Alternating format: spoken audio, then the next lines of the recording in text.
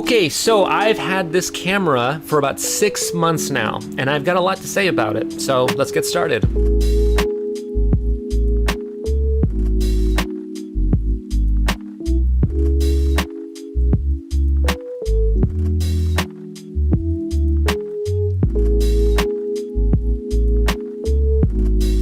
Hey everybody, so earlier this year I did a video, I think it was titled like First Impressions of the Polaroid I-2 or something like that. I'm not sure what it was called, but I'm gonna link it in the video description below so you can check that out. But in that first video, I was impressed.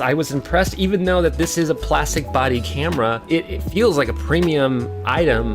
I really enjoyed just the initial build, the one pack that I had shot with it at the time, or whatever it was that I had shot at the time. And now it's been 6 months and I've had a lot of experience with this and the I-type film that I put in here. According to Polaroid's website, this is the sharpest lens that they have ever produced in a Polaroid camera. It's got a 3-element system apparently in the lens, and that helps it to really get really sharp photos. It's got a manual focus ring, so if there's people in the scene and you want to get something specifically, you can do that. The autofocus is actually really good on this, so I haven't really played too much with the manual focus, but there you go. You can control the aperture and the shutter speed. You can connect your phone to it, so like you can put this on a tripod and then manually like trigger camera from your phone.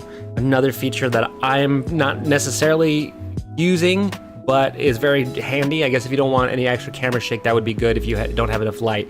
Not having been a problem for me because I use strobes. And it uses I-type and 600 film. But most importantly, it takes great Polaroids. Yeah, because 6 months in, and probably like dozens of packs, I finally have like a lot of thoughts that I want to share about this thing. So here I go. Out of the several Polaroid cameras that I own and have used in the past, this camera so far is the best Polaroid camera that I've ever used. I have the little Polaroid Go, the little baby ones, or I think it was called Go, with the little tiny pictures. I've got the SLR 680. I've used the clamshell ones in the past. I didn't own one, but I borrowed one. And now finally I have this one. The image quality is amazing, focuses well. The manual focus helps a lot because it gives you more flexibility when you're shooting. The built-in flash is great. I don't use it as often. Sometimes when I'm feeling lazy and I don't want to use my external flashes, I'll use that. And when I say I use my external flashes, I mean exactly that, because I bought this camera specifically because it has a port at the back that you can sync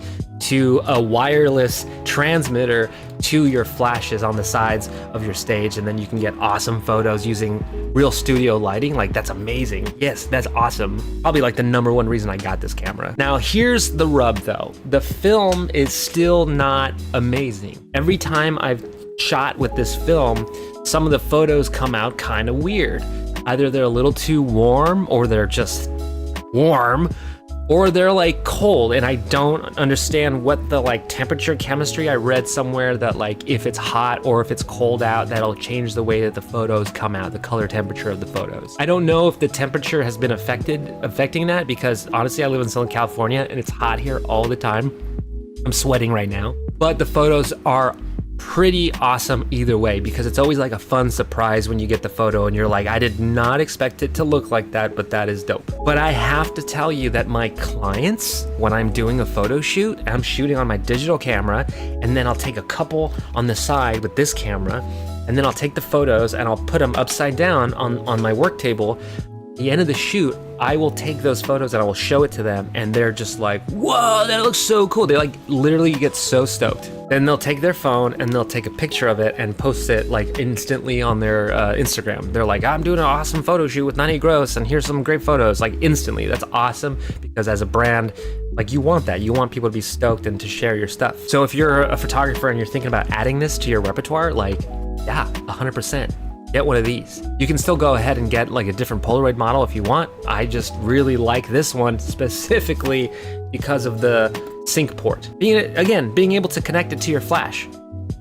Enormous. And another thing that I think is really fun is I have one of these Polaroid books that you can buy. I think these are like $20 on their website. But I keep all of my Polaroids from my clients in here, and now I have a big collection of all these awesome photos that I cannot show you on the internet. Before I put them in that book, I'll scan them in a V600, the Epson V600, and the pictures always look great using that scanner. So I don't know, You have, I don't know what scanner you use. Okay, so final verdict. After 6 months, is this camera awesome? Yeah, clearly. I'm just singing its praises, right? It's a staple in my studio now, and it adds a ton of value to my clients. So if you're a photographer and you're thinking about getting this camera to add to your repertoire, 100%.